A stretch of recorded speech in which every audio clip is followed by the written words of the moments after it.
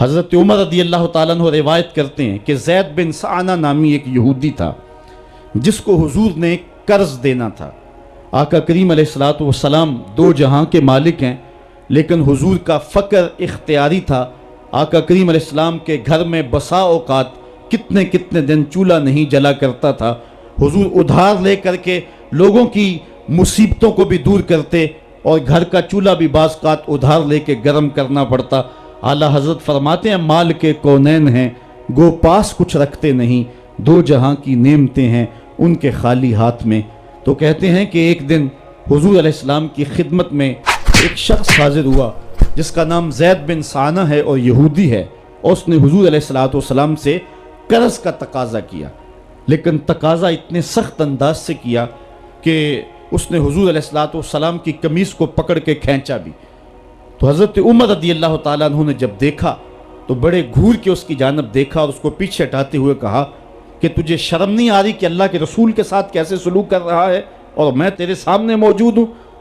تو حضرت نبی رحمت صلی اللہ علیہ وسلم نے حضرت عمر کو کہا عمر مجھے تجھ سے اس بات کی توقع نہیں تھی۔ ذرا غور کیجئے حضور علیہ السلام کی اس سیرت کے انداز کو۔ ایک شخص آ رہا ہے اور حضور سے سختی کر رہا ہے، ابھی حضور کو قرض لٹانے کی جو تاریخ ہے اس میں بھی 4 دن باقی رہتے ہیں اور وہ ناجائز سختی کر رہا ہے۔ حضرت عمر رضی اللہ تعالیٰ عنہ نے جب اس کو گھورا اور سختی کی تو حضور علیہ السلام نے فرمایا عمر مجھے تیرے سے اس بات کی توقع نہیں تھی، تمہارا کام تو یہ تھا کہ مجھے حسن ادا کی تلقین کرتے کہ اچھے انداز سے قرض واپس کرو، اور اس کو جو ہے وہ نرمی کی تلقین کرتے، اور پھر آقا کریم علیہ السلام نے فرمایا اس کا قرض ادا کر دو، اور اے عمر جو تم نے اس کو گھورا ہے اس کے بدلے میں 20 وسق زیادہ کھجوریں بھی تم اس کو دو گے۔ تو زید بن سعنہ نے جب حضور علیہ السلام کی اس سیرت اور اس کردار کو دیکھا اور حضرت عمر رضی اللہ تعالیٰ عنہ 20 وسق اس کو کھجوریں دے رہے تھے، تو اس نے حضرت عمر کو بتایا کہ میں یہودی ہوں اور میں نے تورات کے اندر نبی آخر الزماں کی شان اور عظمتوں کے بیان کو پڑھا ہے، یہ بات ابھی رہ گئی تھی، باقی ساری نشانیاں میں نے حضور میں دیکھ لی تھی، اب یہ نشانی رہ گئی تھی، آج میں نے یہ بھی دیکھ لی، اور پھر وہ حضور کی خدمت میں حاضر ہو کر اسلام کے دائرے میں داخل ہو کر حضور کا عبدی غلام بن۔ حضرت معاذ بن جبل رضی اللہ تعالیٰ عنہ فرماتے ہیں کہ ایک دن حضور گلی سے گزر رہے تھے اور میں ایک جانور کی کھال اتار رہا تھا، اور مجھے کھال اتارنے کا طریقہ نہیں تھا، مجبوراً مجھے کھال اتارنا پڑی۔ تو حضور گزرے تو مجھے دیکھا کہ معاذ بن جبل کو کھال اتارنا نہیں آ رہی، تو حضور رک گئے اور آقا کریم نے فرمایا معاذ ٹھہرو ذرا میں تمہیں بتاتا ہوں کہ بکری کی کھال کیسے اتاری جاتی، اور آقا کریم آگے بڑھے اور حضور نے خود جو ہے وہ کھال اتاری، اور پھر مجھے فرمایا معاذ ایسے کھال اتارا کرتے ہیں۔ آج ہم اپنے بڑے پن کو اور اپنی عظمت کو اس انداز سے لوگوں کے سامنے رکھنا چاہتے ہیں کہ ہم جو ہے وہ ٹشو کا ایک ٹکڑا بھی نہیں پکڑ سکتے، اور وہ بھی پکڑانے کے لیے ہمارے پاس ایک خادم موجود ہوتا ہے، لیکن آقا کریم علیہ السلام کی زندگی اور حضور علیہ السلام کی سیرت کی سادگی کا حسن اور جمال یہ ہے کہ حضور اپنے کپڑوں کو خود مرمت کر لیتے ہیں اور اپنے دیگر کام خود کرتے ہیں اور بطیب خاطر کرتے ہیں، اور اس میں کوئی چیز اپنے لیے شرمندگی کی محسوس نہیں کرتے ہیں۔ حضرت حسن رضی اللہ تعالی عنہ حضور علیہ السلام کے نواسے بھی ہیں اور آقا کریم علیہ السلام کی صحابیت کا شرف بھی پایا ہے۔ کہتے ہیں کہ کانا یجلس علی الارض، حضور علیہ السلام کی سیرت یہ ہے کہ حضور زمین پہ بیٹھ جاتے تھے، زمین پر بیٹھنے میں حضور شرمندگی محسوس نہیں کیا کرتے تھے، اس کو اپنے سٹیٹس کے خلاف نہیں سمجھا کرتے تھے، زمین کے اوپر حضور بیٹھ جایا کرتے تھے، اور فرماتے ہیں وَيَطْعَمُ، اور زمین کے اوپر بیٹھ کر کے حضور علیہ السلام کھانا تناول فرمایا کرتے تھے۔ حضور کی عادت یہ تھی کہ آقا کریم جب بھی کھانا کھاتے تو حضور جھک کر کے کھانا کھاتے۔ فرماتے ہیں کہ میرے پاس ایک فرشتہ آیا جو کعبۃ اللہ کے صحن میں کھڑا تھا، اور اس کی کمر کعبۃ اللہ کی چھت کے برابر تھی، اتنا اس کا قد تھا، اور اس نے مجھے کہا کہ آپ اگر چاہیں تو آپ کو نبی اور بادشاہ بنا دیتے ہیں، اور آپ اگر چاہیں تو آپ کو عبد اور نبی بناتے ہیں۔ تو فرماتے ہیں کہ میں نے جبریل کو دیکھا اور جبریل مجھے اشارے سے تواضع کا حکم دے رہے ہیں، تو میں نے عرض کی کہ میں نبی اور عبد بننا چاہتا ہوں۔ تو جب یہ بات حضور نے کہی تو فرمایا عائشہ اگر میں نبی اور بادشاہ بنتا تو یہ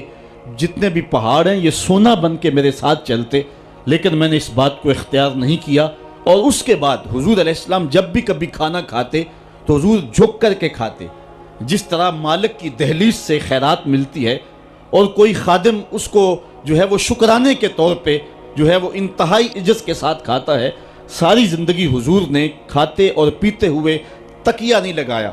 ہاتھ میں پلیٹ پکڑ کے اکڑ کے یا ٹہل کر کے یا جو ہے وہ بالکل سیدھے ہو کے نہیں، تھوڑا سا جھک کر کے بغیر تکیے کے حضور علیہ السلام کھانا کھانا پسند فرمایا کرتے تھے، اور فرماتے میں اس طرح کھاتا ہوں جس طرح بندے کھاتے ہیں، اور میں اس طرح بیٹھتا ہوں جس طرح اس کے عبد اور اس کے بندے بیٹھتے ہیں۔ یہ حضور علیہ السلام کا طریقہ ہے۔ ایک دن آقا کریم علیہ السلام ایک چٹان کے اوپر بیٹھے تھے اور حضور علیہ السلام قدید کھا رہے تھے۔ یہ خشک گوشت جو کر کے اس کو بعد میں جب پکایا جاتا ہے تو اس کو قدید کہتے ہیں، یا سرید تھی، حضور کھا رہے تھے۔